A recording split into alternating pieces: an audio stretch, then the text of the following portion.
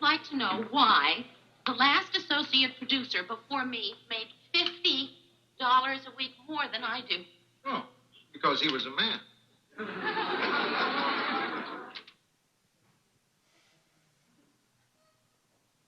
The only reason he was paid more than I am is because he was a man? Oh, sure. It has nothing to do with your work. Wait, no. Wait a minute. You know, because I really want to understand this.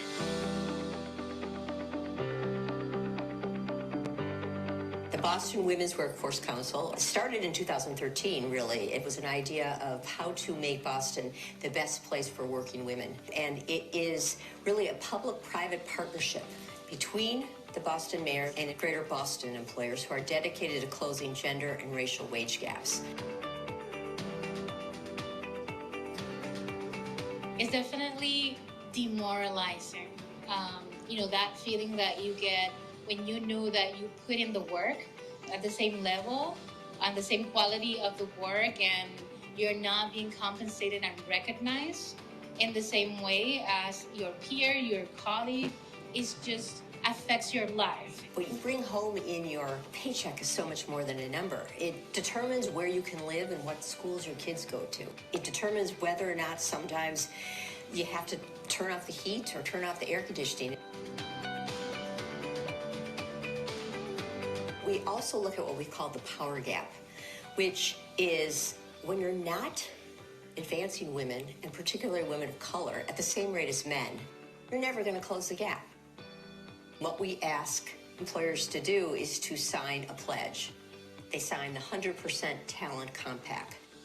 We think of them as the heroes who say, yeah, we have a problem and we want to do something about it.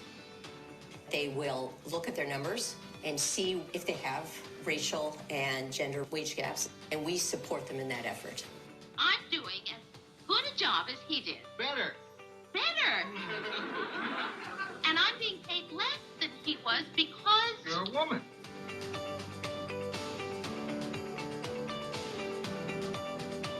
Speak up for your female colleagues and speak up in those meetings where women are not present or women are not invited to, because that's the only way that we can get equal footing.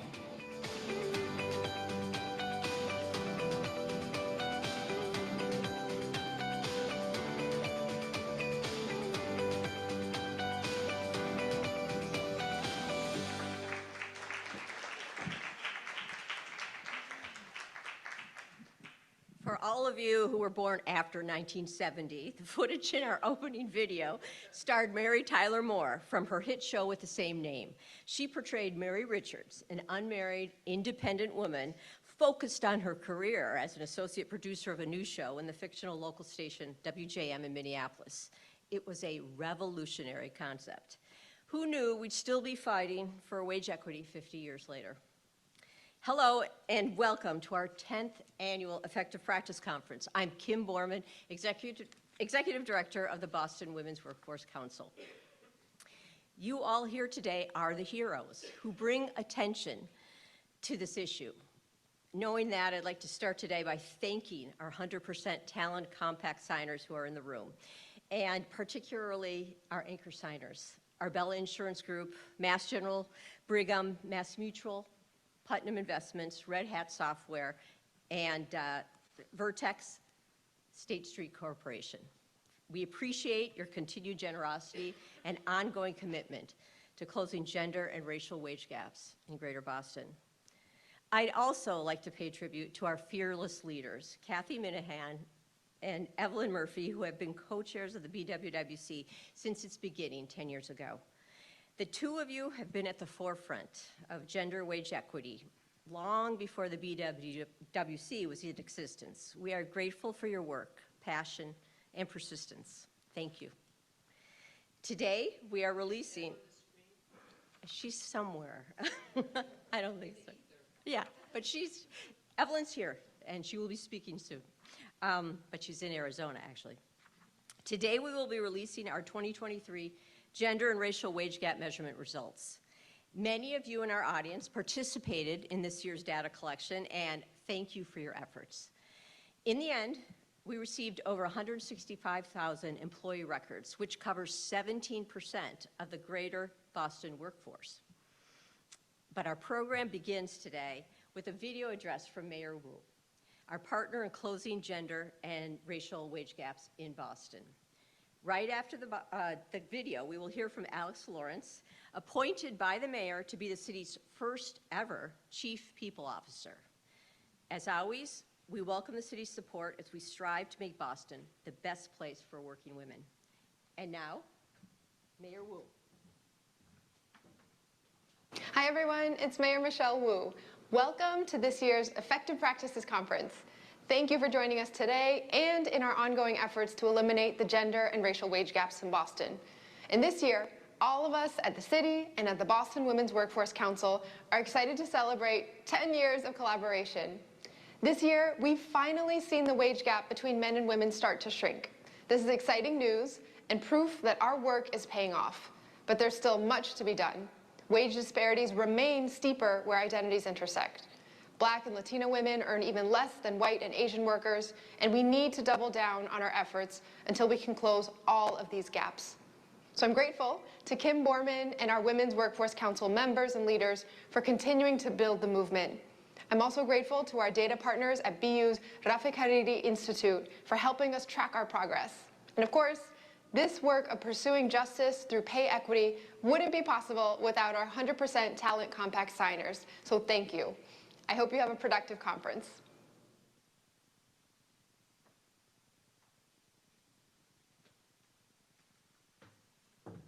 Yeah, you can clap for the mayor. Good morning, everyone. I'm so happy to be here with you all to celebrate a decade of partnership and a significant narrowing of the gender wage gap. As the City of Boston's first ever Chief People Officer, my job is to support and manage our city's greatest asset in delivering effective government, our workforce. And this groundbreaking report serves as a reminder of how wage caps impact the lives of our workers and continues to be a call to action to close them. I'm a 10-year City Hall veteran, a mother of 2 small children, and need no reminder of how wage gaps play out in real life. The findings in this report are not just numbers on a page. They are a reflection of my own experiences and of so many others that I've come across in my journey in city government. And this is a real full circle moment for me, by the way. While she may not remember this, I don't know, I can see you over there, Evelyn Murphy. I spent my first ever service in government as a public policy fellow with the City of Boston, and you actually taught me wage negotiation workshops in that fellowship in the very, very early days of what became the Women's Workforce Council. Yeah, she's on the computer screen, so I can see her over here. Not sure if the rest of you can, but I'm waving. So little did I know that that would ignite a decade-long career in government and eventually lead me to this room with the honor of speaking to all of you today. Over that time, I've learned that the strength of a city lies in our ability to adapt, innovate, and most importantly, care for our people. I'm glad you got to hear from my incredible boss, Mayor Wu, and she's a trailblazer who knows a thing or two about making bold moves. And she's entrusted me with this honor to lead the city's People Operations Cabinet. As we celebrate a decade of partnership to close wage gaps, I'm proud to say that the City of Boston is becoming ever more inclusive. The gender gap is narrowing, and our workforce continues to look more like the vibrant and dynamic population of our great city. I'm proud to say that nearly half of the mayor's cabinet are women, and nearly 2/3 are people of color. And just for a point of comparison, it was about both 30% women and people of color in 2020. But our charge goes far beyond hiring and promotions. It's about re-envisioning a work environment that is human-centered and where individuals and families from all walks of life. So, take, for instance, our expanded paid parental leave policy, a movement that Mayor Wu began when she was a city councilor.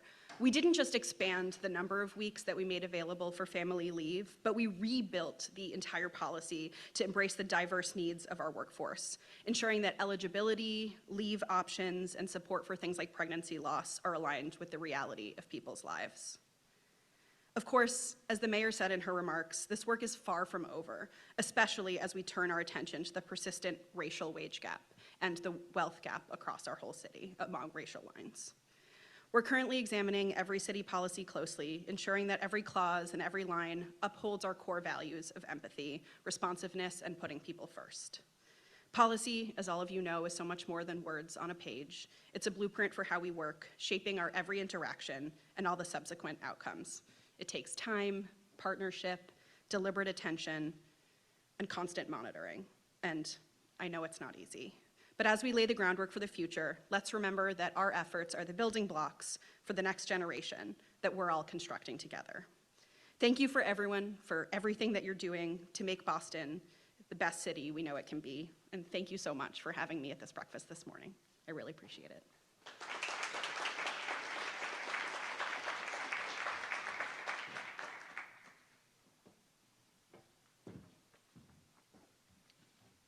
Thank you, Alex, and Mayor Wu for your inspiring words. We are grateful to have your team as partners in this important work. Thank you. Our next speaker comes to us from down the road at McKinsey & Company in the Seaport. Megan Greenfield is a partner in McKinsey's Boston office specializing in healthcare. She also leads McKinsey's diversity and inclusion initiatives, both within the firm and beyond, presenting to executive roundtables on how to recruit, promote, and retain leaders, women leaders. Megan is here today to share insights from the most recent Women in the Workplace report, an annual research study conducted in conjunction with leanin.org. I will speak directly after Megan regarding the BWWC numbers. We will then open it up for Q&A for both studies.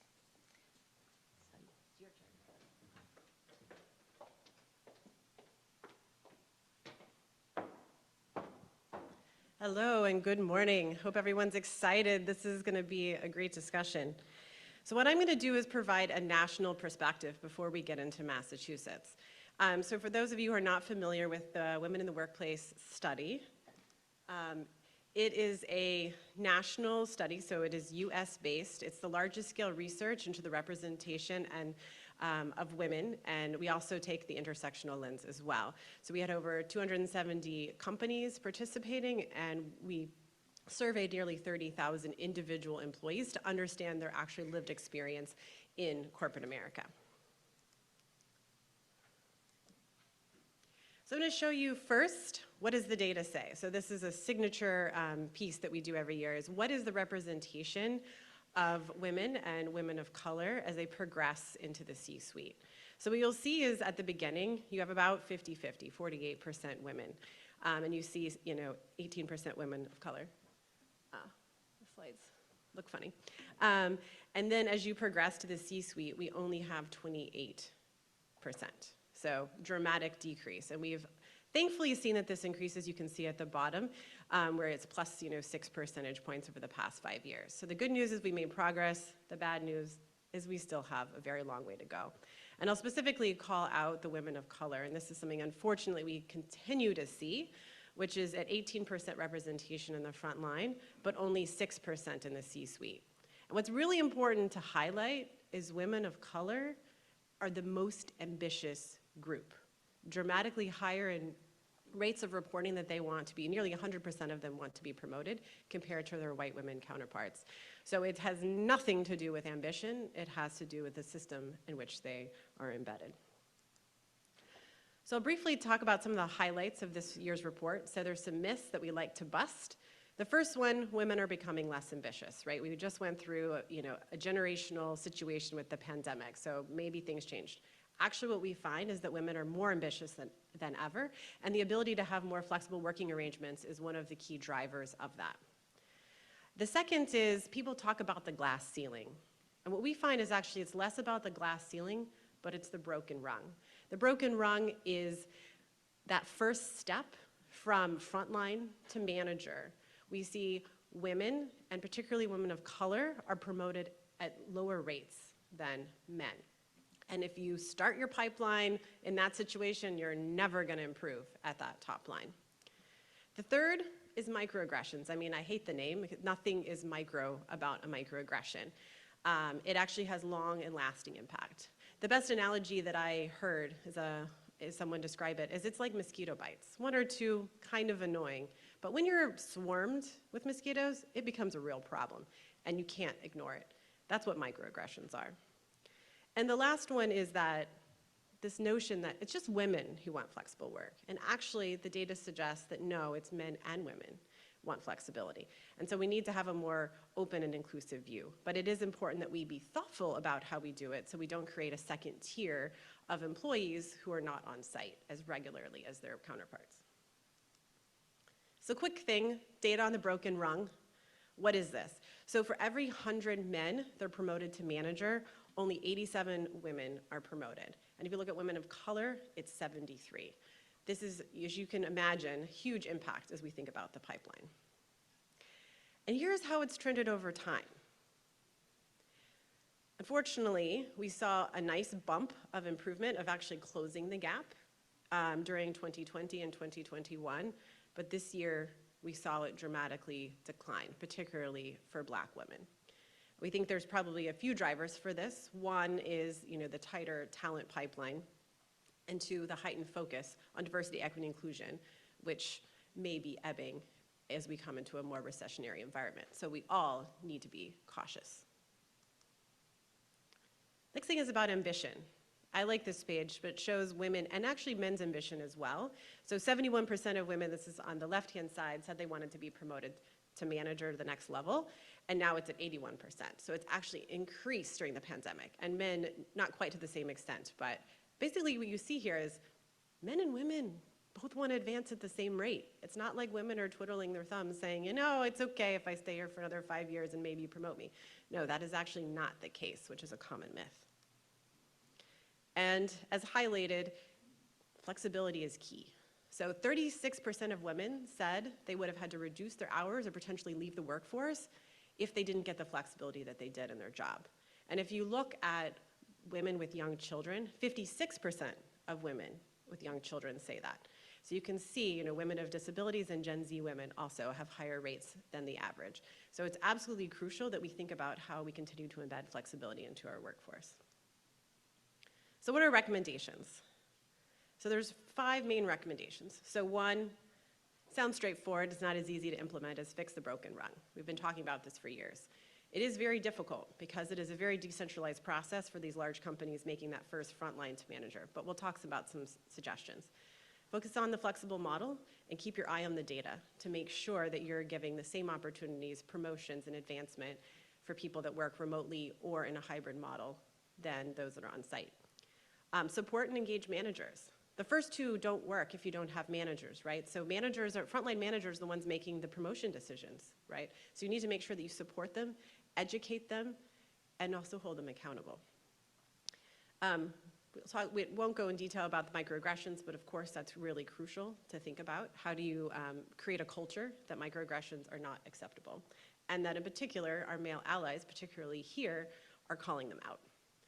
And the last one is we do need to track it, and that's what we're here today, to look at the wage gap. And I'll put a plug in. Yesterday, the results were released for the Boston Club and Bentley University's performance of the top 100 companies in Massachusetts. If you haven't seen it, highly recommend. It was also featured in the Globe yesterday to show the data. And we have a long ways to go. Yes, there's been some improvements in board, but we still have a very paltry 22% representation of women at the C-suite, which is significantly below our numbers. And we're Massachusetts, and we're below national, so I think we really need to step it up. So some quick thoughts on the specific things about broken rung.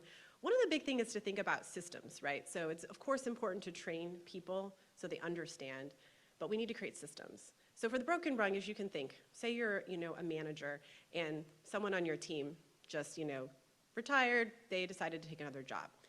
The bias is you've got lots going on, you're really tired, you're stressed. You're gonna say, oh, well, Joe, let me just I need another Joe, right? So white Joe, let's replace him. And so what we need to do is provide systems that say, okay, how can you have a manager and help them say, okay, what were the skills that actually you needed for the job? And then post that. Because there's always a bias to basically go to what you had before. So how do we create the systems and the accountability and the support to make sure that these hiring processes for that critical first promotion are fair and equitable? On the flexible working model, I would say the big thing is that the jury is really still out on exactly how this is going to work. And I think the biggest thing is track the data. So we found that 4 in 5 companies don't actually track their data based on, they don't look at whether they're remote or hybrid or not, right? So we now look at all these demographics, right? But now we have a whole nother dimension that could significantly impact, and so it's really important. And then creating, resources, for example. How do you think about, creating very deliberate opportunities for everyone to come together, establishing culture and processes to support and integrate across the different sites. And the last piece, which I said, is we have to support and reward managers because they're the ones that are really bringing this all together. And what we found, especially starting the pandemic, is managers were asked to do this hybrid workforce thing, and no one ever had told them, how do you do that? How do you manage based on outcomes versus walking down the hallway to see what's going on and looking for someone's shoulder and say, oh, you could do it different or better this way. And so really important to make sure you provide the right coaching, but also the accountability to get the outcomes that you want. And that needs to include DEI and the broader things, not just, did you hit your numbers this month? So finally, I would love to stay engaged. Feel free to email me also if you want. This QR code allows you to sign up to participate in next year's report. We would love to have you. Thank you very much.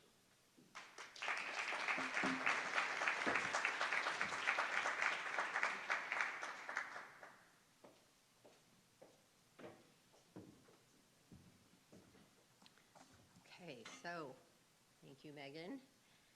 I think if I go like this, it'll come up.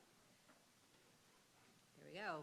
The gender and racial wage gap results, 2023, the moment you've been waiting for. Oh, that would help, huh? Okay. All right.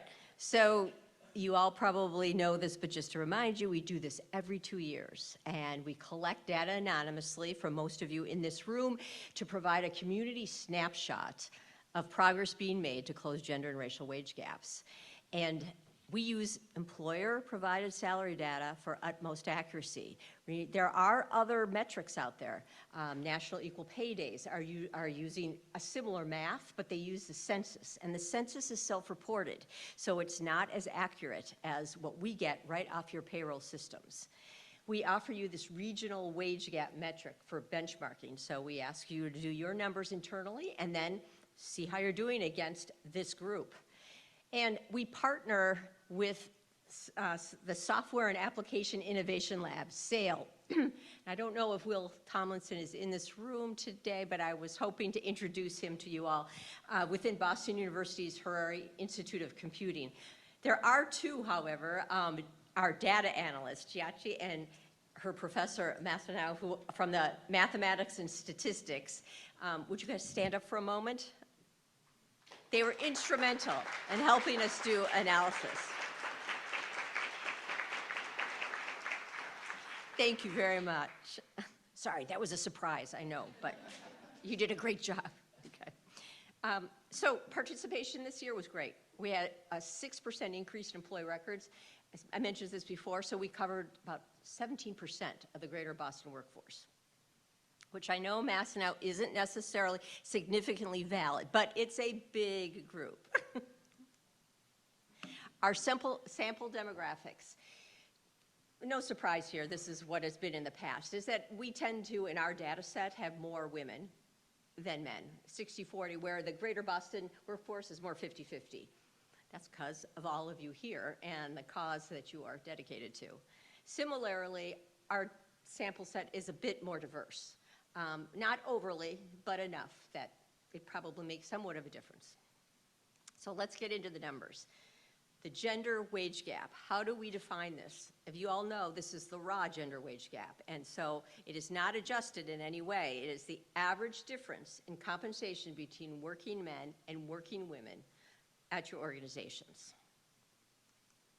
And lo and behold, we saw great progress this year. In fact, the wage gap went from 30 cents in 2021 down to 21 cents. So 9-cent change, meaning that women gained 30% more in relative earning power. That's quite something. And I think we all should give ourselves a hand for that.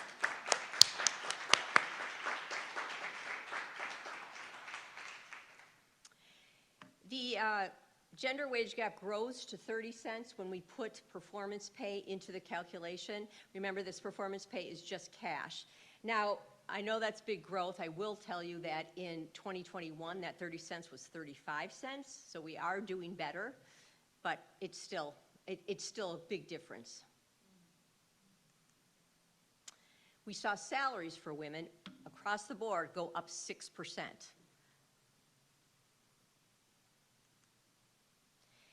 And I think when we've discussed it among ourselves, this chart in particular gives us the reason for why there was such a big difference, why we had such an improvement. So you can see that the percentage of women in higher paying positions increased from 2 to 3%. So 3% in the executive suite and 2% in the first mid-level, which is really senior VPs. Remember, these categories are given to us by the EEOC. That's why we use them.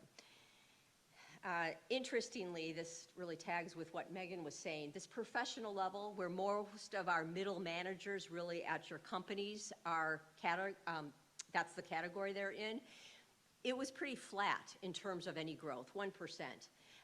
So it kind of proves to your broken rung that if we don't get more people into the management role, we're not going to have enough people to move up the ladder, and we're not going to continue to see what we need to see here. So that is something to watch as we go forward. Now I'm going to speak to the racial ethnic wage gap. So this is the average difference in compensation between all white employees and employees of color. So it's not broken down by gender here.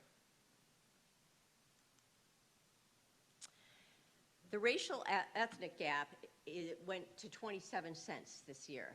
This is 3 cents higher than what we saw in 2021. So this was disappointing. And it grows to 31 cents when we put performance pay into it. So we know we have some work to do here.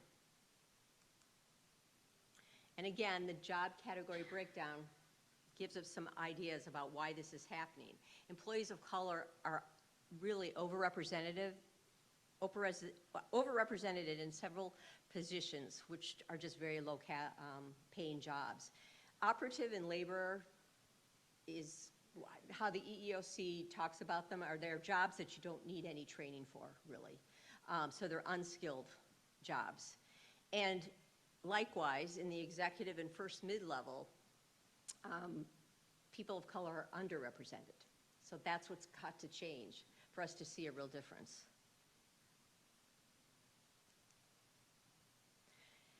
We go one step further in our data, and we go from sort of the intersectionality of gender and race. So the gender and racial ethnic gap. Average difference in compensation between women by race, and we compare it to white men. Why? Because there's more of them. And usually they're paid more than everybody else. This chart is pretty illustrative of what's going on. You can see over here the white men, the dollar, and so we're comparing all the women of each race, how they're being paid against the white men. And the Asian and white women, they're pretty much at the average that we talked about, 21 cents, so 81 cents on the dollar for Asian, 80 cents for white women. But on the end of the scale are Hispanic Latino women at 48 cents at the dollar, or a 52-cent wage gap. And Black African American women at 46 cents on the dollar, or 54 cents wage gap. And this is very similar to what we saw in 2021. So things did not progress here. And we got to figure out why and what to do about it. Oh, sorry. The last group I'm going to talk to you about is industry gaps. And if any of you in here did the actual data collection, you know that we ask every company to pick what industry they're in, so self-select. And because of the confidentiality and the security rules that we have, we do not report on industries that don't self-select, if we don't get 8 or more industries that self-select. So I'm about to put up a chart that will show you the industries that did have 8 or more organizations within them. If yours isn't there, it just means we didn't get 8. The reason that we highlighted nonprofit here is honestly because of a change we saw that's very interesting from 2021. I should also tell you, this was the first time that we actually had racial wage gap information that we collected this year for the industries. So we used to just do it by gender.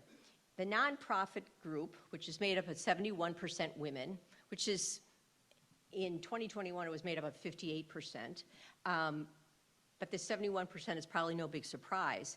The wage gap is at 6 cents, which is extremely low compared to the average. However, this is really an improvement because in 2021, the nonprofit group was at 39 cents. So they were, in fact, higher than the average. So there was obviously a lot of work that was done within the nonprofit industry to get women advanced and to higher salaries. And there, if you will recall, there were a lot of articles written about this issue during the pandemic and after. What also we see, however, within the nonprofit is that it has by far the largest racial wage gap, meaning that, again, that people of color who are at nonprofits are not being advanced, are not being paid the same as their white peers. So again, this is something to work on. Implications. Good news, we saw real change driven by intentional efforts. And that was all of you paying attention to this. And we know it's a hard slog. I mean, it's something that you have to look at, you know, quarter by quarter, if not even more than that. And it's not necessarily sexy, but it works when people are paying attention and doing the metrics. We noted this increase in women moving up to higher salaried positions, and we really believe it's because people were tracking it and making change. And we uncovered salary increases of 6% on average for all women. Our challenges, of course, we continue to find Black, African American, and Hispanic Latino women having the largest gender wage gaps. And we saw that employees of color are overrepresented in the lower paying jobs. And a final note, you know, we're concerned about momentum. We've got to acknowledge that there was an awful lot of money in the system due to federal subsidies during COVID. And a lot of that money was in there in 2022. It's probably gone now. So for this momentum to continue, we need organizations to replace what the federal subsidies were giving women. So we're hoping that that can continue. So now Megan and I are going to take any questions that you might have before we start our next segment.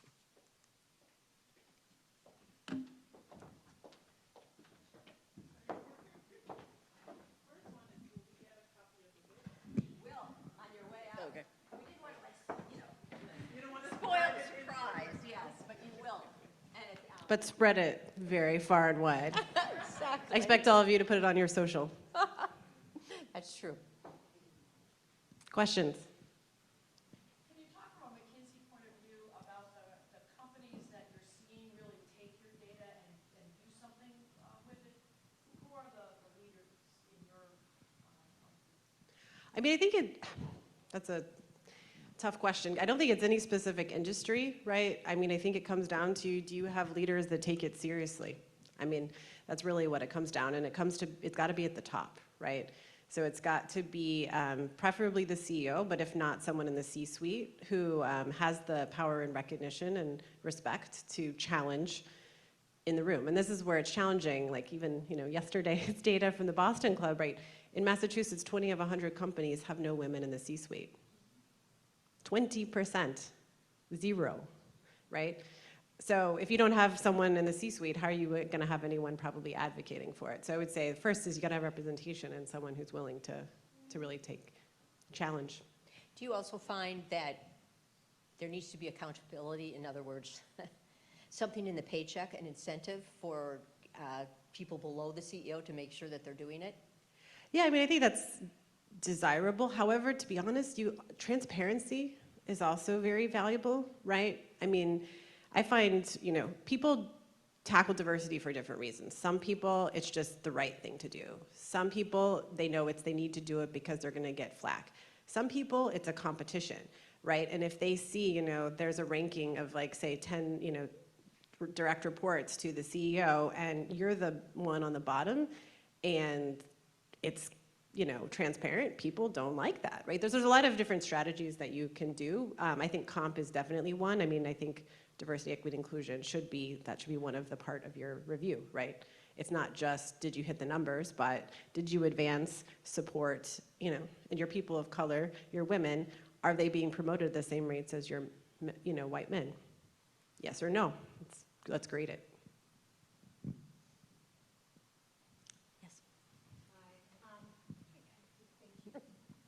I'm Leslie Ford from Mom's Hierarchy of Needs, and I research where behavioral health for mothers intersects with workplace conditions. I'm curious, I know in the McKinsey study you intersect or you reflect caregiving status, and we all know the motherhood penalty, whether women are mothers or not, is the #1 reason for these gaps. Curious if the Boston data looks at caregiving status and if you saw any nuances there as it relates to the pay gap. So we don't specifically look at caregiving data. However, we know that some of, just from the research that's out there, that people leave, in a period of time.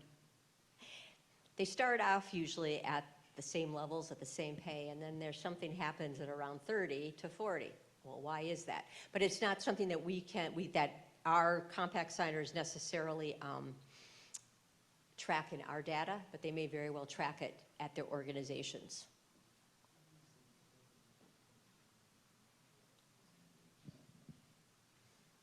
But it is a huge issue, which we all know, right? Childcare is the most expensive in Massachusetts than any other state in the country.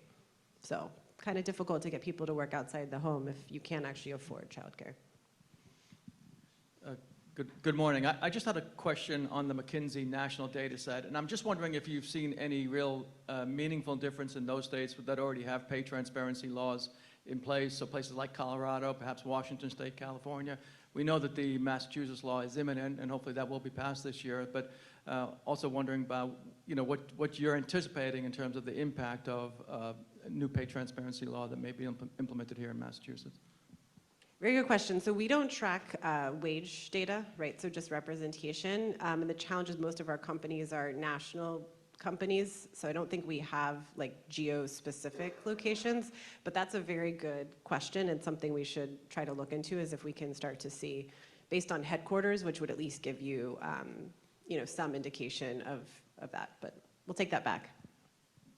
Maybe you just want to go into the differences between equal pay for equal work and wage gaps, because people, the two things can be at war with one another when we think about it. The way I try to explain it, equal pay for equal work, so it's been the law since 1963. It should be in place. It not necessarily is. 2018, in Massachusetts, we made it even stronger by talking about comparable work and giving definitions. I talk about that as being sort of horizontal. So if you have the same job, you should be paying similarly. The more vertical aspect of this is the advancement. Sometimes, I spoke about it in the video as the power gap. Are you advancing women at the same rate as you're advancing men? Because if you don't, the way we do the math, which is this unadjusted form, we will never see the closing of the gap. And it's very difficult. It's hard to prove that you're not being, advanced.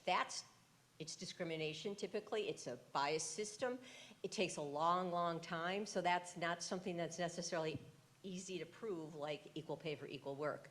So that's kind of the difference. One is sort of, are you going up the scale, and are you being paid the same as the person who you are doing the same job as?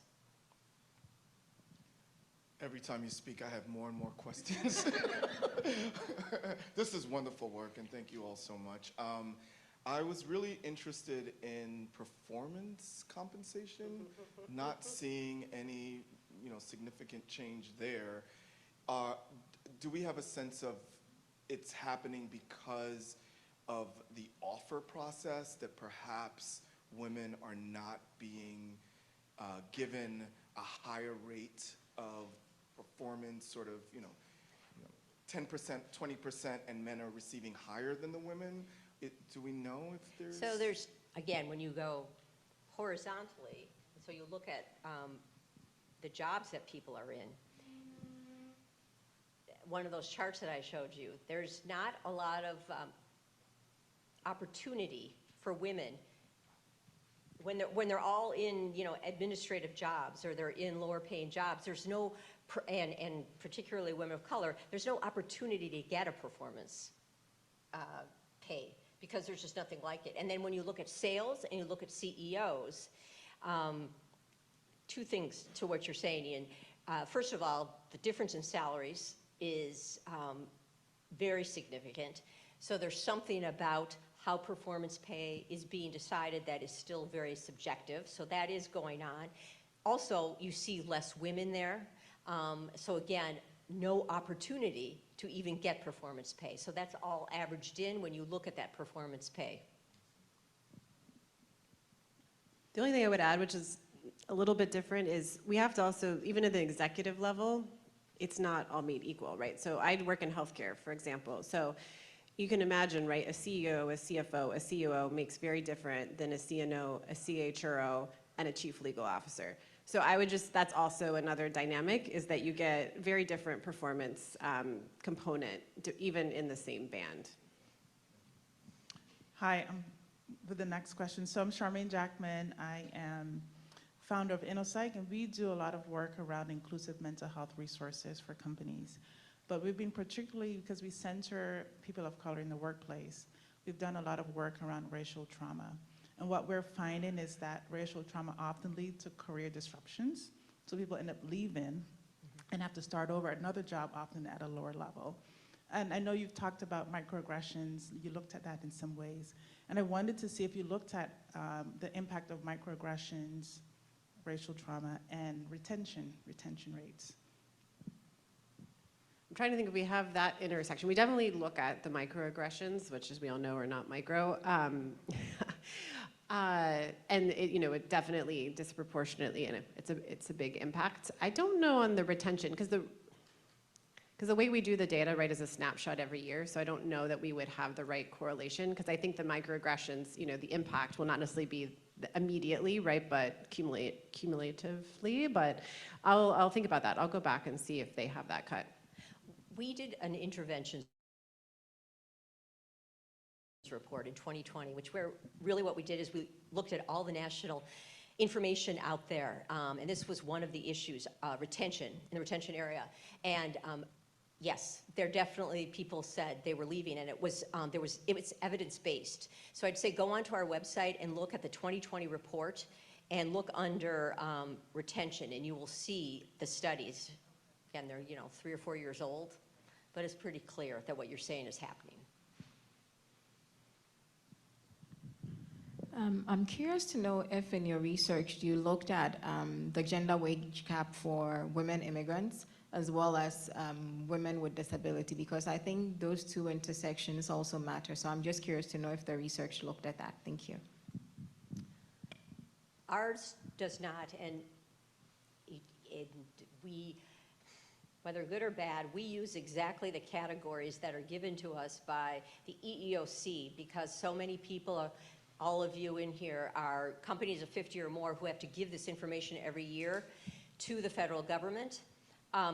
So we use those for the job categories, and then in terms of disabilities in other areas, we did add a couple, and every time we add something, we have to pay for it. We did add this year non-binary, and we did add company size. We didn't get enough information from non-binary, so we weren't able to really, there's something in our report, it gives you the information, but it was less than, I think it was less than 0.1% of people who actually reported non-binary.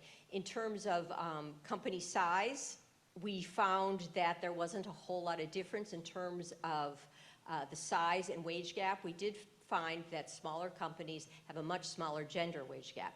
But to your point, in terms of disability or other types of reasons that you might feel excluded. We have not added them at this point, but it's something that we could look at going forward.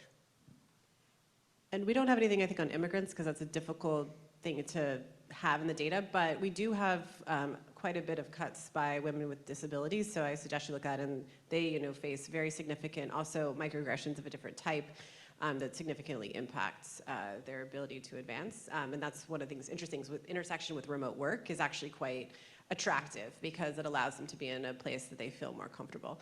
But we do have that data, so please take a look.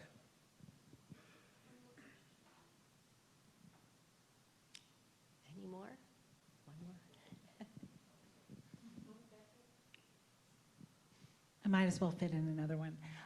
Curious, something that I've been seeing in my more recent data, like from 2023, as the economy has tightened, people are just being asked to do more with less, right? And it tends to be women and people of color, people who have any other intersectional marginalization that don't have the same respect for their boundaries in the workplace. They can't set the same boundaries. If they do, they're not respected. They're more likely to get pushback. So just curious if you're, other than the straight wage gap data and promotion data, are there any other dimensions that have changed in your studies, either of your studies, since the economy has shifted? So I don't think we looked at it as much in as much detail this year, but last year this was the highlight. We called it the Great Breakup, which is looking at senior women leaders, and that's exactly what we saw, right? Disproportionately, women leaders are carrying the, mental health, well-being sort of, piece of employee health. They disproportionately, it's like over 2x, they sponsor and mentor, employees. And so you can imagine if you're trying to do your day job, right, and also do all these other things which are absolutely crucial to the success of these companies, you burn out. And so that's exactly what we saw, and we saw that women were starting to vote with their feet and switch companies in order to find a place that was more supportive and rewarded the full scope of their work. So absolutely.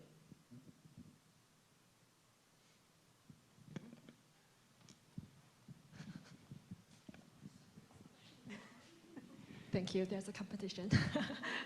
So when I look at the pay gap, no matter it's gender pay gap or ethnicity pay gap, so I think there's two different reasons. One is like the senior level, like less female in the senior level that higher pay. Another reason is less female or the group in those higher paying job functions. So for example, we all know that nowadays, like tech, those those job functions that have higher paid market ranges. So we see a lot of women or minority are not in those higher paying job functions.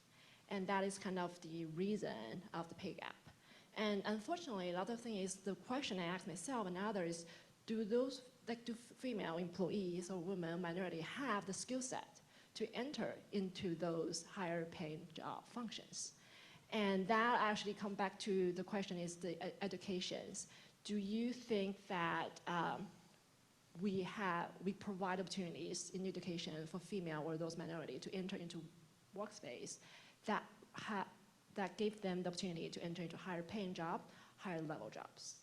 And if not, how we change that? And then I think that is another thing is the stereotype that women, like those, we are parents, like I have two kids, one boy, one girl, and I think in my case, I actually send my daughter to the classes that are more like female type, girls type of classes, and then in my son, then I put them into like more tech related classes. So how we change, we view females or those minority in the society and change that for the next generations. Again, I go back, I'd say take a look at our 2020 interventions report. One of the things we found in hiring is that you have to have a hiring committee that is diverse, because otherwise you'll end up just hiring people that look like, exactly like the people who are on the committee if they're all one race or one gender. So that's the first thing to do, is to make sure that you have a hiring committee that has a lot of different opinions on it.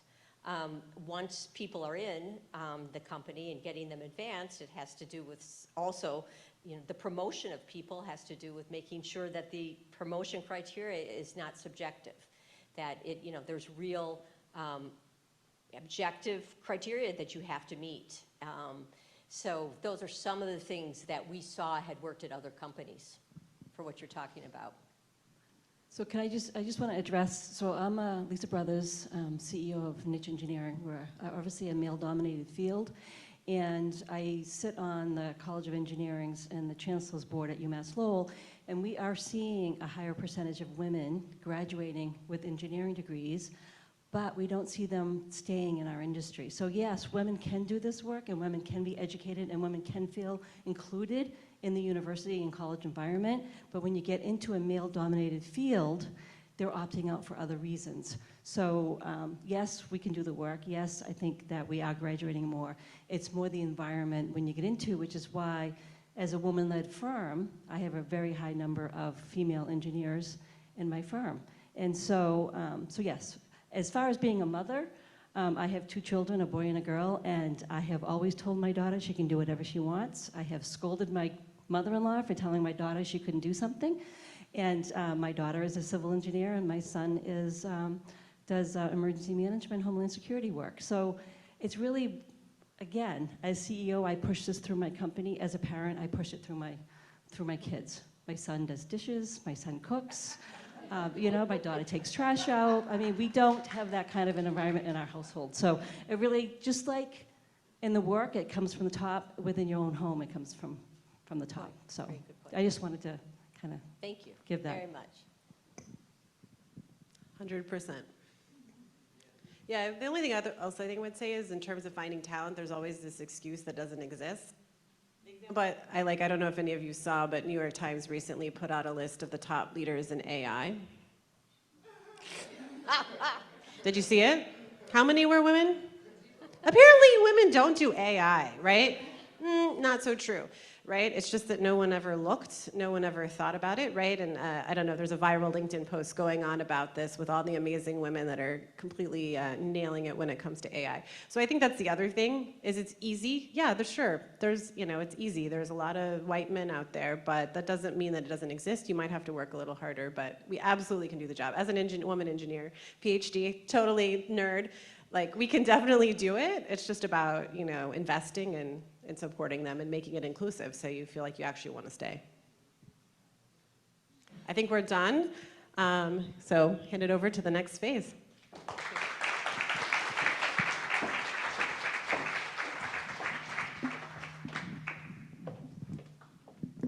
Thank you, everybody, for your questions. Our next portion of the program includes a fireside chat hosted by our very own co-chair, Kathy Minahan, interviewing Beth Chandler, President and CEO of YW Boston.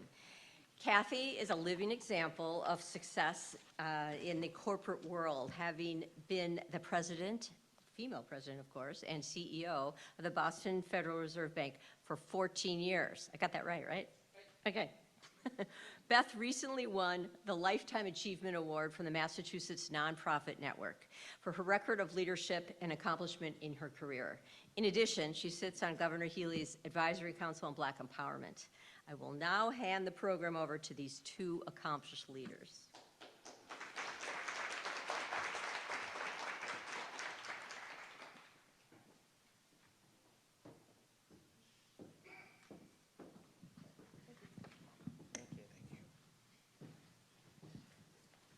Good morning, everybody. It's really fun to share a platform with Beth. I want to put a little bit of this meeting in context, and you probably have already gotten this insight all by yourselves. Starting with McKinsey, we're looking at the broad brush of the whole United States and the kinds of information they've been able to gather over a number of years about how gender equity is working, among other things, for the whole country. Moving down to us at the Boston Women's Workforce Council, we're looking at Boston, and Kim presented the latest Boston data. What we're doing now is talking informally with Beth, a person who's very much on the street, if you will, in Boston, seeing where things are working and where aren't working. So that there was method to our madness in how we created the agenda for this program. Kim mentioned a couple of things that Beth's involved with, in particular being CEO of the Y. I want to give a little bit more information about Beth. She joined the YW in 2012, and she had a long background at that point in both the corporate and nonprofit sectors in positions mostly related to banking, legal aid, and for a while research and evaluation at the Urban Institute. She became president and CEO of the Y in 2018, and she's been recognized as Kim mentioned, as a leader, in addition by the Girl Scouts and the Boston Business Journal, among many other organizations. She's a graduate of Harvard and holds an MBA from Columbia. But I think most importantly for this conversation, Beth was a women's professional basketball star. Now, I don't know how many of you have played basketball, or really any sport, particularly as a female athlete. You know that collaboration, teamwork, being there for each other is the hallmark of success. You can't be successful without it. These skills are sorely needed in sorting out the culture of Boston and making it work for everyone. And that's what Beth has been doing for the last few years. So Beth, how is it that the Y, I mean, when I was a kid, the Y was about swimming pools. How is it the Y is all about changing the culture on the ground in Boston? Sure, it's a great question. So good morning again, everybody. And about, I guess, 5-6 years ago, we decided to take a look at what was the impact we were having in the city of Boston. Where could we leverage what we thought were our strengths as an organization and have an impact? Our mission and the mission of every YWCA is to eliminate racism, empower women, and promote peace, justice, freedom, and dignity for all. And so we really wanted to work at the intersection of race and gender. And so when we started looking at data in Boston, you could look almost anywhere and see that there were inequities, particularly when you looked at the intersection of race and gender, whether it was in health outcomes, educational outcomes, leadership positions. And so we said, you know, that's where we want to focus, because given our mission, that's where we want to put our energies. And then we said, how are we going to do that? And so we started looking first at training programs. We have a program for mid-to-level senior executives. We had a program for high school students. And we were thinking, maybe we're going to focus on training. And then we said, you know what? There's nothing wrong with the people, right? The training programs are all deficit-based.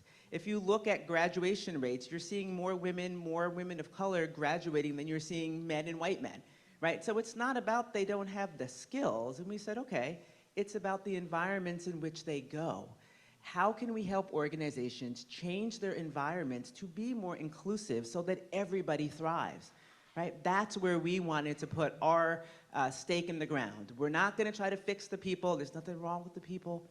It's the environments that they go in. And so that's what we decided to do. And so our portfolio is really based on how do we help organizations do that, right? Because people are well-intended, but there's a saying, right? The path to hell is paved by best intentions, right? It doesn't matter how well-intended you are. You actually have to be able to do the work. And so our job is to help people understand, how do I do this work in my organization so that everybody benefits, right? Ultimately, the folks at the bottom are probably going to benefit more because they have a lot more to go, but everybody benefits because there aren't policies or practices that say, do this just for Black women, right? When you're thinking about the broken rung, for example, it's not, okay, let's focus on Black women. It's let's think about what is our process in evaluating people, and how do we make sure that we're doing that with as unbiased a lens as possible? How are we giving people feedback, right? Lots of times men say, and not just men, but I don't want to give a woman feedback because she might cry. I don't want to give a Black woman feedback because she might get angry. So I'm not going to give them feedback. and then they're not doing what you want them to do. They don't know what they're doing well because you're not telling them, hey, good job on this. They don't know where they can improve. So then when it comes time for a performance review, they don't get promoted, right? But they didn't get any feedback. So how do you change the process internally so people are comfortable and understand how to do that? So that's what we decided to do. And as Megan also mentioned, managers need skills, right? People often get promoted to be a manager, not because they're great managers, it's because they did a great job on the line. And it's like, well, now that you go up, you're gonna have to be a manager. They need skills. And so we have a program, Lead Boston, that helps people develop those skills to be better inclusive managers. And so that's where we focus on, helping organizations create environments so everybody thrives. Fabulous. I think you answered every question I was going to ask you. All right, well, thank you so much. I've always been curious about this. How did the YW, as opposed to the YM, see its position within its cities evolve to something that would be oriented around helping the least successful to succeed? So it's a great question. I wish I could say that we were enlightened in some way, but I can't, and my former board chair's here, so I do have to be honest. We were hemorrhaging money. We were losing money even before I joined the organization. And so we weren't being effective. And so we had to say, how can we be effective? How can we do something that's going to have an impact, that's going to make a difference, and ideally is going to be something that keeps us as an organization sustainable? And so we looked at all of that and said, again, we need to be true to what our mission is, and that's the intersection of race and gender. And if we look at Boston, where can we leverage what we thought were strengths of our organization to do that, to make Boston a better place based on skills that we felt that we had as an organization and meeting a need that was there. Now, everybody and their mother now hangs up a shingle and says they do DEI work and they think about environments and not the people. We were doing that way before 2020. Right? We were doing this work in a very thoughtful way. We did a lot of research to make sure that it was research-based in our approach. It wasn't just, let's hold hands, let's sing Kumbaya and hope for the best.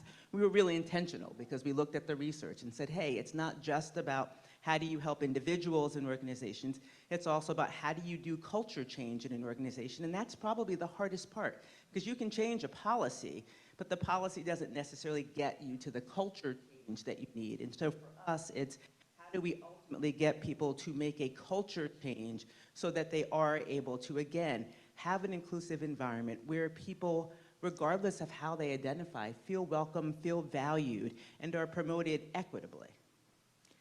It may come as a surprise to some of you, but Boston is not viewed as a major liberal place to work when it comes to gender and particularly race. It's just not viewed that way, and reality probably isn't that way. As you travel around Boston and you experience what's going on at a variety of different companies here, what are the 2 or 3 really bad things you see going on, and what are the 2 or 3 evolving good things? I don't know if I would say I would see bad things. That's not to say bad things don't exist in the world. I understand that. Where I think there is a disconnect is that I think there are companies that do some things well, right? So often companies get stuck on the D, the diversity, right? And they think, okay, we've changed our hiring policies, processes, so we have more people of diverse backgrounds in our organizations. Demographic change. Yeah, so demographic change, and that's sort of where they stop. Right? Because they can look at those numbers, and even the numbers you see here, right? That entry-level position, pretty good numbers across the board, right? And so people say, hey, we're great, right? Look at the numbers, we got them in. But that's where they stop, right? Organizations aren't then really intentional about how are we moving people up? What is their experience in our organization?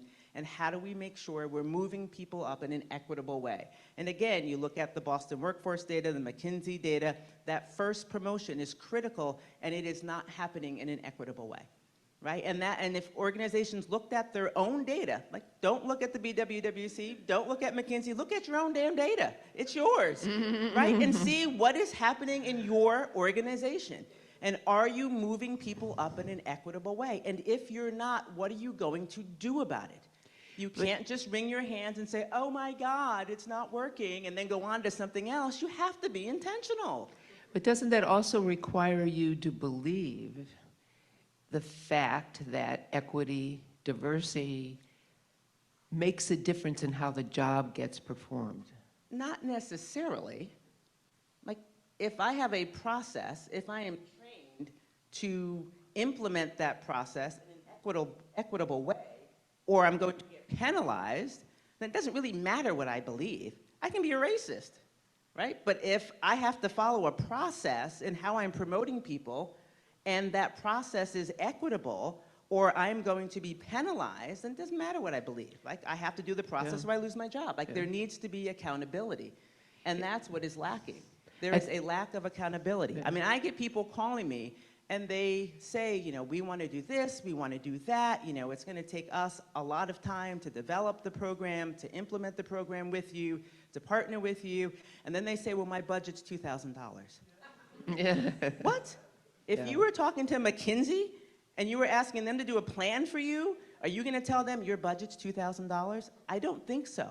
So if this work is important, resource it like it is important and integrate it into the other things that you do. Again, it's about how intentional are you? And how are you actually doing the work? What are you doing to hold yourself accountable? What is the board doing to hold executives accountable? What is the data that they're asking for? How are people being compensated? I hear all the time from organizations that say, oh, we've got a DEI committee. And I say, well, how many men are on your DEI committee? Sometimes 0. And we had a conversation with a bunch of men, and we said, hey, what do you think about DEI committees? What do you think about DEI work? And almost all of them said, we believe in it. We believe it is important. And we don't do it in our organization because it is not recognized. And so I want to focus on the things that I'm going to be recognized for so I can move up in my organization.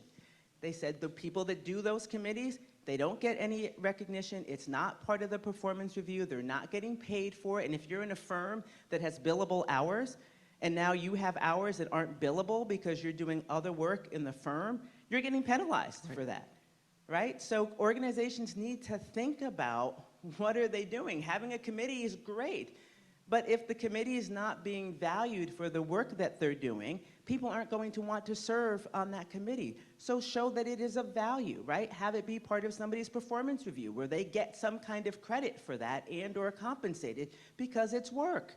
Right? It's not rocket science, folks. We can fix this. So how about a simple thing? Like that's simple. Like compensate and value like the people doing your DEI work on the committee. Like simple. never searching for a job where you come up with a set of people to be interviewed for that job where it's not 50-50 men and women, no matter what the job is. Because you can find those women in technical positions. You can. So I'm not a big person for quotas of any kind, right? So I don't necessarily want to say you have to have 50% of this or that. Or I don't mean to choose it that way. I mean no, to have but I think there needs to be intentionality about the Yeah. diversity of the pool. I just get weary when people put numbers on it. Because Yeah. it could cap, you could have 80% candidates of color who are great, but now you're going to lose 30% of them because you can only have 50, right? So that's why I get nervous with having specific numbers. So I just want people to be mindful of that. I don't think there's anything wrong necessarily, but I'm not I have discomfort with putting numbers because I think in some ways it could limit some folks. Looking for that, though, I think is important. That, Yes. that someone's who is a senior person hiring looks at the panel that they're given and makes an evaluation of whether there's a demographic in that panel that's useful or not useful. Right. And people often say, well, I know it should be a diverse panel, but we really need this to fill this position, so we'll do it next time. Yeah. Right? There can't No be next a next time. time. Yeah. And I've heard of boards, plenty of boards are saying, you know, we want more diversity on our board in a variety of categories. And I know that, but you know, my buddy John, he's a great guy, so you know, we should just put him on. But next time, you know, we'll really think about that diversity thing. So again, it's how are organizations holding themselves accountable to do the thing they say they want to do, and what is the consequence when that doesn't happen? So you can always make an exception, right? But if you're always making exception, it's not going to change.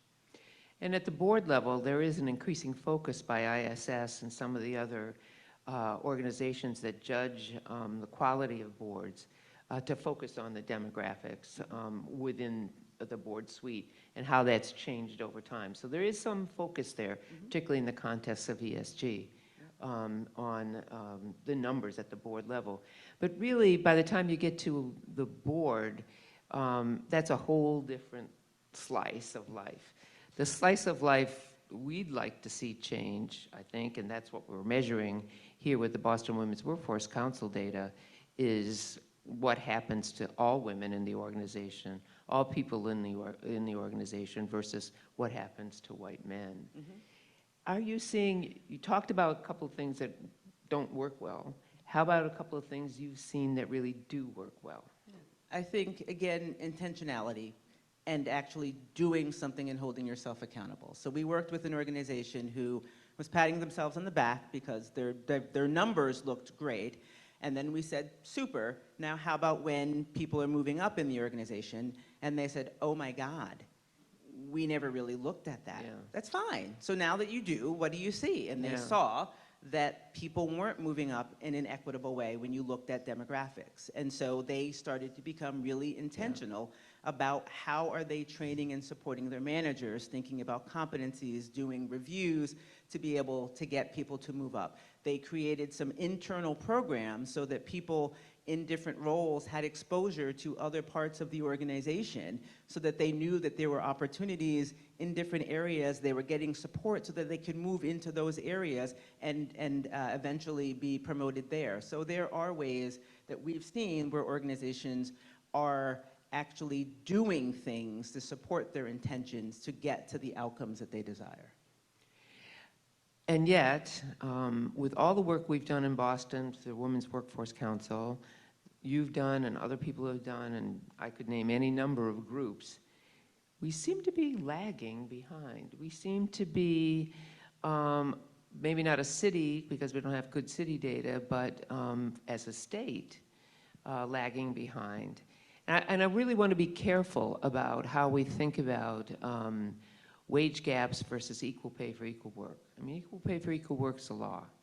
We talked about that before. Wage gaps really come about. People come in, as you saw, demographics are good, but don't move up in a way that's consistent with those demographics. Not in any way, shape, or form because they're not qualified, but because they get overlooked, or it's not our time to move this person, or whatever. And probably some of it for women too gets involved with what Megan was saying in terms of the need for flexibility during the child care years. You know, as we go forward, how, you know, we've known about this, we've talked about it, we've got data that no other city has, that no other state has in terms of the women's workforce data. How can we actually make change here in Boston? Well, I think... Or Massachusetts, more generally. Yeah, that's a good question. I think part of it is we all have to take a look in the mirror, right? Because again, I think particularly in...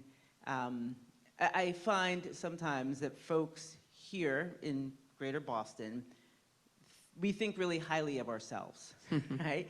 And Really? so that causes us not always to question things when they're not working out, right? We can come up with lots of other reasons, like, oh, there aren't enough qualified people, or there aren't people with enough degrees. Like, we can make a ton of excuses because it's much easier to make excuses than it is to look in the mirror and say, wow, what can I do differently? What is my sphere of influence that I can do differently? And I've heard, it's surprising to me, but in the last couple of weeks, I've had several people tell me that within their organization, the women in general are being asked at meetings to go get something, like go get the beverages, right?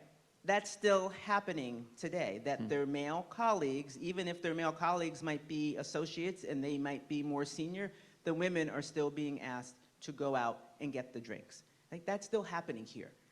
So just imagine what else might be happening to people, and that's, you know, could be considered a form of a microaggression. I had a woman tell me last week that she has an associate, she has an executive assistant, and people keep thinking her executive assistant, who identifies as a man, is her associate, and that her associate must be her executive assistant because she's a woman, right?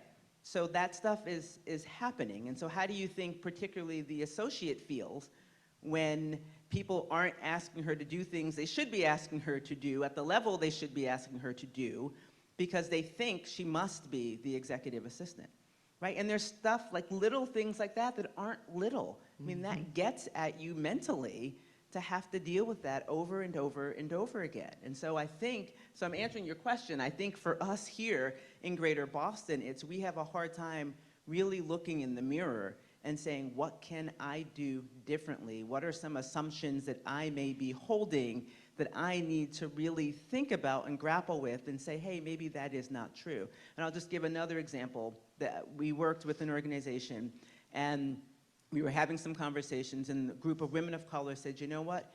We never get opportunities to work on projects that are projects that lead to advancement. Like, you know, and the few times that we're often asked to do the administrative stuff, even though we have advanced degrees. And so the organization, to their credit, instead of coming up with excuses or saying, no, that can't be true, they looked at their data. And they realized when they looked at the projects that generally were leading to people being promoted, there were very few, if any, women of color who had worked on those projects over the past 3 years, right? So the women weren't making it up, right? It was proven by the data. And so the organization then said, okay, so what can we do differently? What is our process? And the process had been that managers pick their teams, right? They picked their project teams, and they weren't intentionally trying to exclude women or women of color, but they were picking folks that they felt comfortable with, that maybe they went to the same school, that maybe they lived in the same neighborhoods, right? And they tended to be folks that looked like them. And so the organization said, you know what? We're going to now assign people to be on projects so that managers have an opportunity to work with a wide group of people, and associates have an opportunity to work with a variety of managers, so people could learn what people really could do. What could they be bringing to a project? What are their competencies? What are their skill sets? And they quickly realized that, you know, soon after they started doing that, people were then, for projects that they could pick, they were picking much more diverse teams because they were aware of the skills that everybody had in the organization, not just the guys that they were used to doing projects with, right? So that wasn't a huge change, but it made a significant difference in the organization because they had people that were happier, they had people whose skills were being utilized better, and they had people now that were going to be able to advance that were much more diverse because they were just given an opportunity to demonstrate what they could do. Yeah, I think that whole idea of getting an opportunity, I've seen that at work.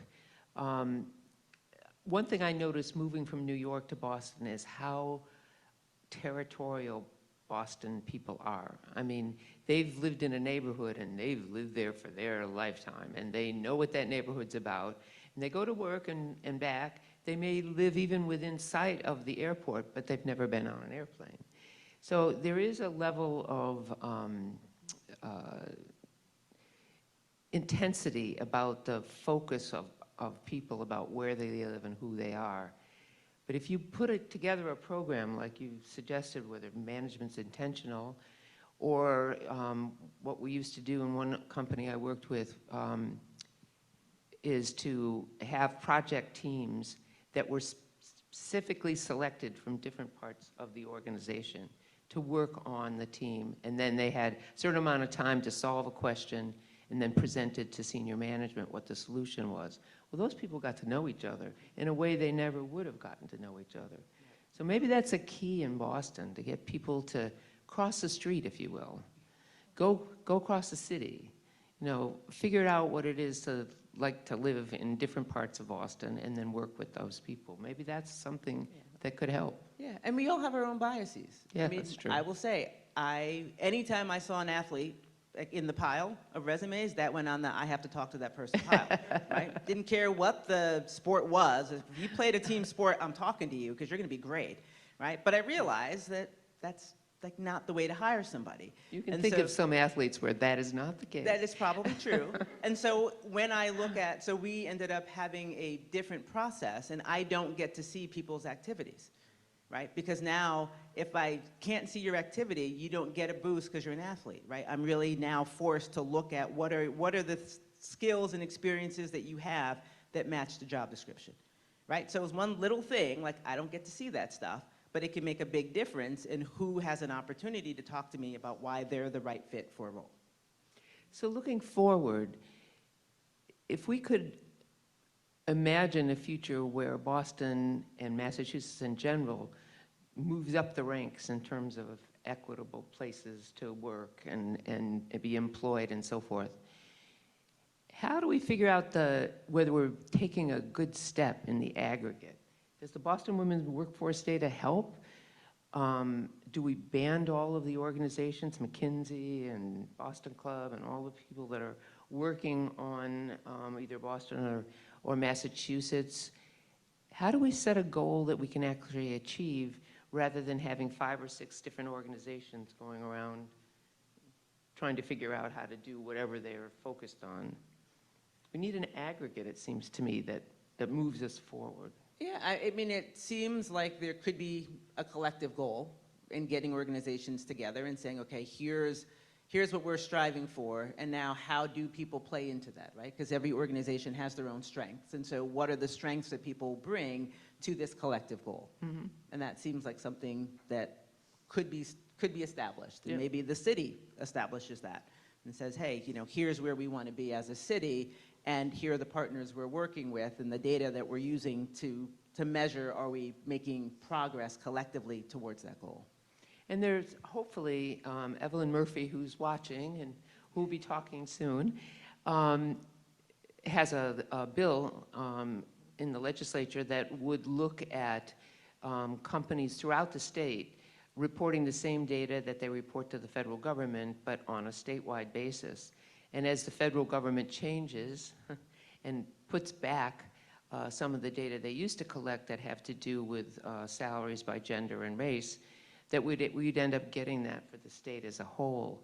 And that would, I think, be helpful in terms of setting larger goals for this area. Yeah, I mean, I think the wage transparency bill could be huge. I know that I hired somebody, this was years ago, and the way that the organization worked, you lowball somebody because you know they're going to negotiate, and then here's the real number. And so I did what I was supposed to do, and the person didn't negotiate. And I was like, damn it! Yeah, right. Like, how can I come back now and offer him $5,000 more? Because that just doesn't seem right. And so he and I became good friends, because he did not know this. Maybe would have in spite of that. And I asked him, I was like, how come when I hired you, you didn't negotiate? And he's like, I was told I should not negotiate. Given my identity as a black man, that I shouldn't negotiate. And so I think that particularly for many folks with marginalized identities, they're not encouraged to negotiate. They're told that there could be negative consequences for that. And so I think the wage transparency bill would be very helpful to say, hey, this is at least the range you should be in. Looking at, yeah. And the other thing, and then I know we need to go to Q&A, but I will implore my nonprofit colleagues to take a look at, are there pay discrepancies in your organizations by roles? And I say that because we did this 5 years ago, and we found that folks that were in more professional jobs were getting paid more versus our program people. And that doesn't mean their work is any better than the program people. But why was that, right? And we had to really think about, why was there a gap between the folks who were working directly with the people we're serving versus the folks who were doing the in-house stuff or the fundraising. And then that leads to, if you're moving somebody from a program position to another position, if you give them a 10% pay increase, that might be great for them, but it might still not be where they should be for the role. So again, when you think about what should you pay the role, if you're promoting somebody, they should be at least at the minimum of that next level, right? So we need to be intentional when we're promoting people and not saying, oh, we'll give them 10% because that's a lot higher than where they were. What should the job be paid? And how do you make sure that person's in that range when you're moving them up? And how do we not penalize folks for doing the program work versus folks who might do fundraising or anything else. So, okay, I'm done. And there's obviously market data on all of this that is good to look at and good to, and not necessarily cheap, but really good to look at to assess where you are in terms of paying people vis-a-vis the market. The markets will be different for different jobs. CEOs are going to be different from general counsels who may be both in professionals, but the markets are very different for those jobs. Anyway, I'll stop talking. And I realize we have, I know we have a question here. We may have others. So I'm Charmaine Jackman again. And the work that we do is around workforce and really focusing on mental health through an inclusion lens. And so one of the programs that we offer is looking at the impact of racial trauma and mental health in the workplace. And I was really excited to create this because it came out of my own experience in the workplace and one of my team members. But we're finding that companies are not as excited as we are to address racial trauma in the workplace. And my question is, how do we get leaders to understand that this is an issue that many employees of color have encountered, whether it's in your workplace or before, and it can impact your job performance, and for it not to feel as though like you need to have your general counsel be, because if someone is they've had to experience microaggressions or something like that, that then the company might be liable. How do you really think about caring for the employees and the experiences? Because we know it impacts negotiation, we know it impacts their perception of power and their role in the work. So how do we message that this is not a bad thing to actually have these conversations, to hold our managers accountable if they have caused harm, and to address it versus kind of sweeping it under the rug and not bringing it to the forefront? I mean, I think there's a lot of data out there that talks about the impact on an organization when people aren't feeling that the environment is inclusive, right? So I don't know what more data you need if you want to be a thriving organization, if you want to make sure you have as competitive a workforce and a workforce that is going to be as creative as it can and ultimately lead to higher revenue. I don't know what more you need. Like, if that's not an argument for you, because it's not whether it's the right thing to do or not. I mean, that one can argue whether it's the right thing to do morally or not, but it seems like if you are about wanting to generate revenue, then why wouldn't you do this if it's going to be creating an environment where every employee is going to thrive? Why do you think people are not? Because you're exactly right, but people are still not doing it. I don't know. It doesn't make sense. Yeah. It's not rational behavior. So it's hard for me to understand irrational behavior. Yeah. I mean, I will say I do think there is certainly discomfort for people, and people are concerned about having challenging conversations in the workplace, and they feel like, you can make it worse, like if you don't know how to do that and or if you don't know how to correct when you've made a mistake. And so some people would rather just avoid it than be able to have the conversation. I don't believe in avoidance. I believe that you can learn how to develop the skills within an organization to have a challenging conversation. And what really matters is how do you get through to the other side, right? I always tell my friends who are dating, like when they get into their first fight, I'm like, oh, thank God, good for you, finally, because what matters is how do you get to the other side of that, not that you don't have the fight, right? So for me, how do you get through the conversation? And the last thing I'll add is grace is important, right? We need to have grace for ourselves. So when we make a mistake, we need to be able to forgive ourselves. And we need to have grace for somebody else who maybe made a mistake, because that one day will be us, right? So how do we have a little more grace in the world as opposed to, all of this, like you're wrong and we can't find some way in the middle? Yes. Hi, thank you so much. My name is Pamela Yang. I'm a COO of a $4 billion company. So I actually feel that, from the DEI perspective, that I really feel proud for. What does your company do? Commercial real estate. So my question is, Crystal and I sit on the board, Joan and I sit on the board of Boston Ballet. I wanted to, one thing that Boston Ballet did was that you do DEI, but once you make there, do you feel that you belong there? So I think the belonging is something very important. Beth, you mentioned that many times women made it there, but they were asked to go get a coffee, and I don't know how many times I've been asked to take notes at the meeting, or at an interview that there is a male colleague who actually reports to me, the interviewees will come in and then shake their hands and then address only the questions to them. So my question is that how do you build the confidence and then also to kind of like, you don't come around sound like I'm really aggressive. Hey, you need to talk to me. I'm the one in charge here. So I just wanted to share. Although sometimes it's worth the effort to do that.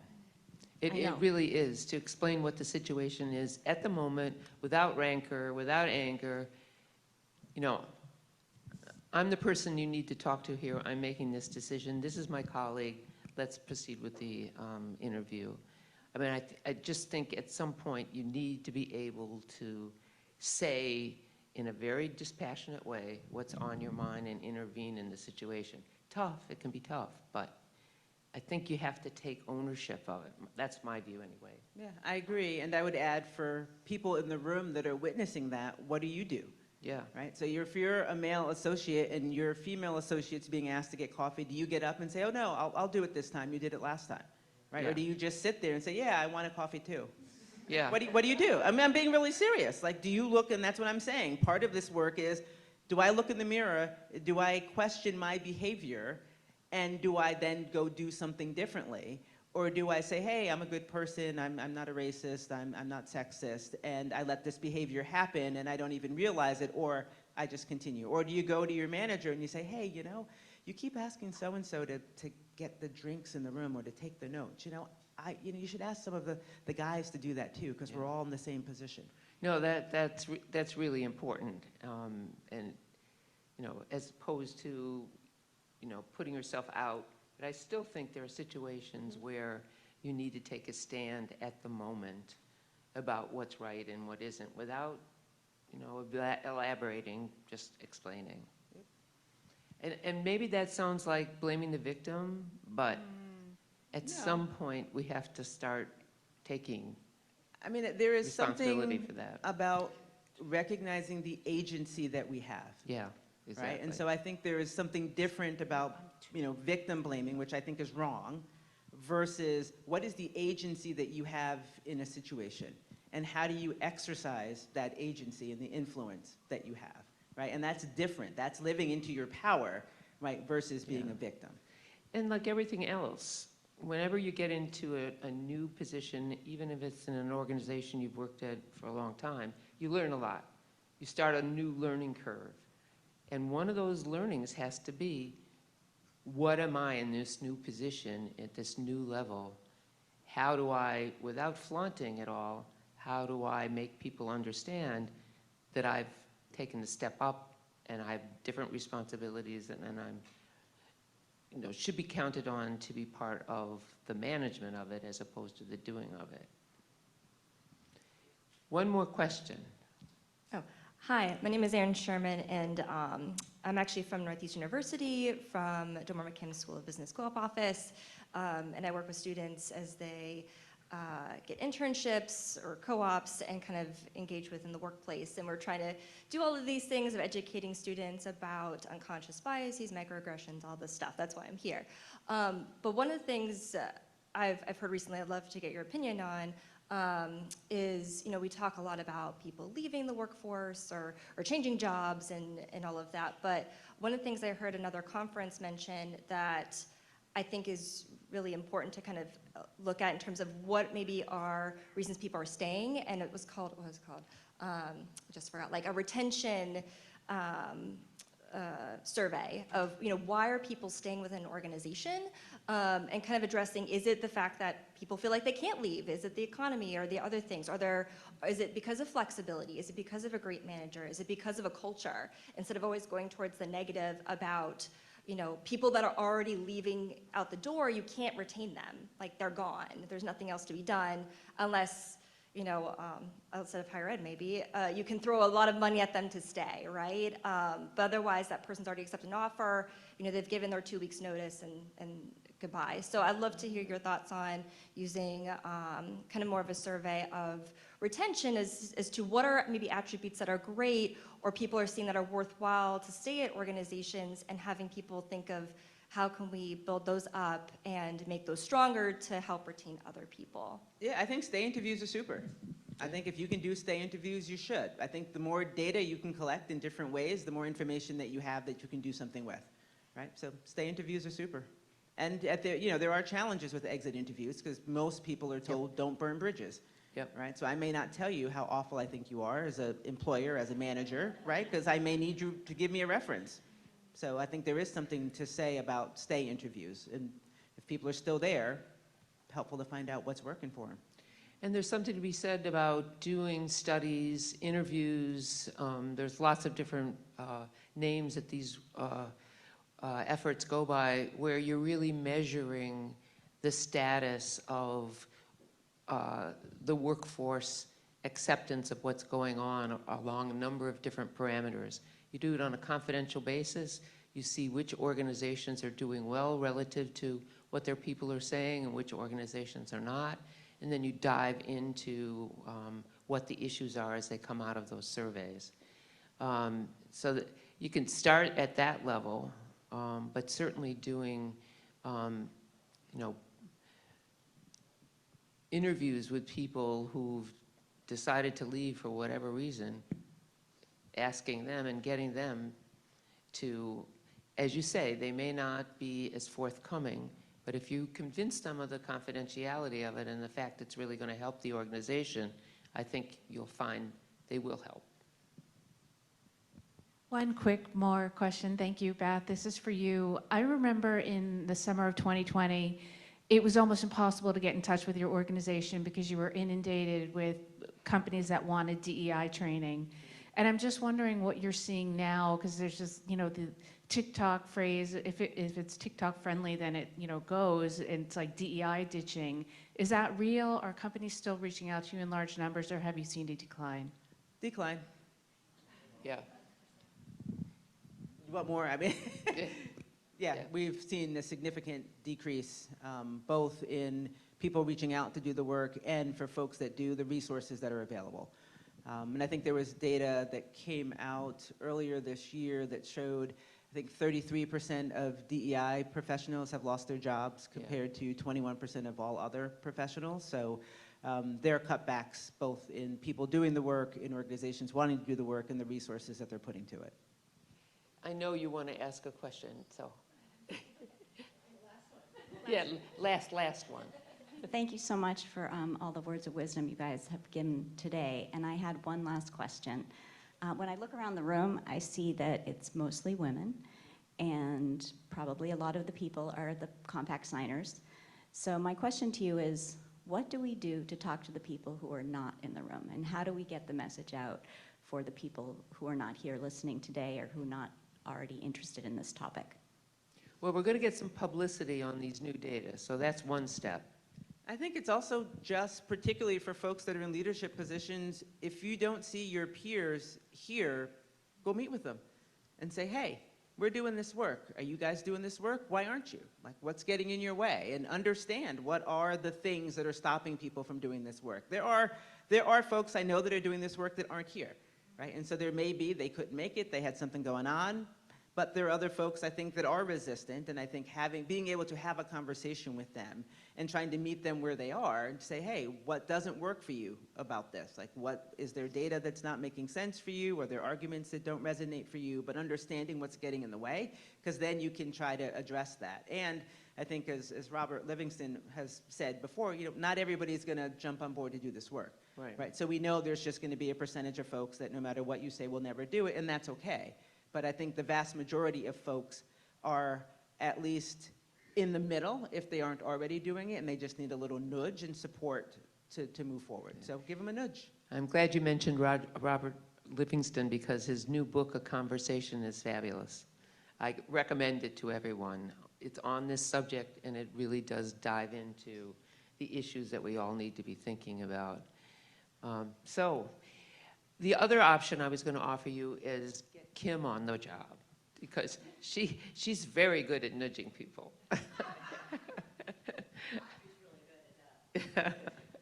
Okay. Thank you, Kathy. Thank you, Beth.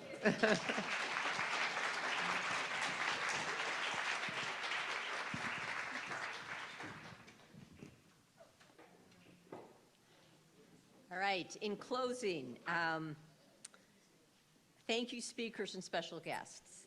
Please pick up a copy or two of the report on your way out. It has the data analysis in it, and look it over, review it carefully. As our data showed, we still have work to do in the city to close gender and racial wage gaps. Yet we saw that deliberate, sustained hard work on this issue does make positive change. And the Boston Women's Workforce contact us to assist you in calculating your internal numbers.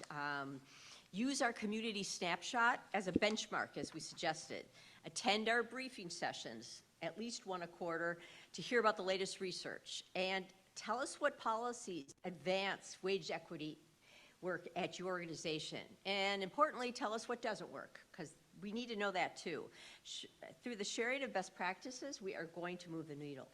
So we look forward to working with you in 2024, and thank you again for your continued support. And now, to close, I'm going to hand the mic over to Evelyn Murphy, our other co-chair, who has been advocating for wage equity before anyone understood what the phrase meant. Ev? Thank you. Thank you very much. That was an extraordinary exchange. The data were fascinating. Kathy and Beth, that was as wise as I've heard a discussion on this topic. Let me try to pull all this together for us. The pursuit of equity is as old as America itself. Our Declaration of Independence may have declared everyone, or rather all men, equal. But reality then, as we know, was different. And every generation since then has advanced laws in America embodying our commitment to equality, civil rights, women's rights, LGBTQ plus rights, the laws that give everyone equal opportunities to vote, to get educated, to work. But in recent years, the significance of equity has emerged, not as a law affecting every entity, but rather as a value guiding a single entity. Equity is about fairness. At work, fairness is about removing biases that may unfairly, unintentionally, implicitly hold a person or persons back.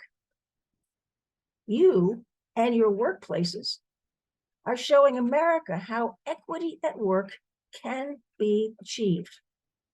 Not through litigation that punishes a few bad actors, but instead through sustained, deliberate, carefully considered actions to advance women, workers of color, under your roof.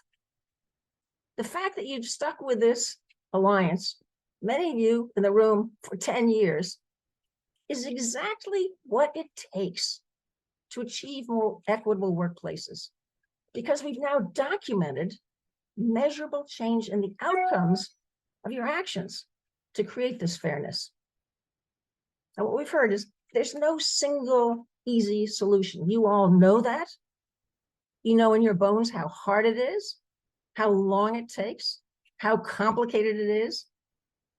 It takes resources. It takes guts. It takes wisdom. It takes staying power. It takes heart. And it ain't easy. But no other city or state in our nation has pursued this. Now, you all know many have approached us and want to hear what we're doing, but none has taken up this challenge. Now, let's be a little honest here. A demonstrated track record in achieving workplace equity is in our communal best interest. We, as Boston, as Massachusetts, we need workers to grow our economy. We're losing workers. We're losing workers because it's expensive to live here. But when workers see a community committed to giving them a fair shot at advancement and earning more, regardless of their race or gender, and at the same time see data showing that fairness is advancing people like themselves into leadership, those workers are going to stay for that opportunity, and more are going to come, because we are the only place in the nation that can demonstrate commitment to and progress in workplace equity. I hope what we're accomplishing today together energizes and inspires you to even greater impact in the coming years. But for today, thank you. You have earned the respect and the appreciation of the entire community. And happy holidays.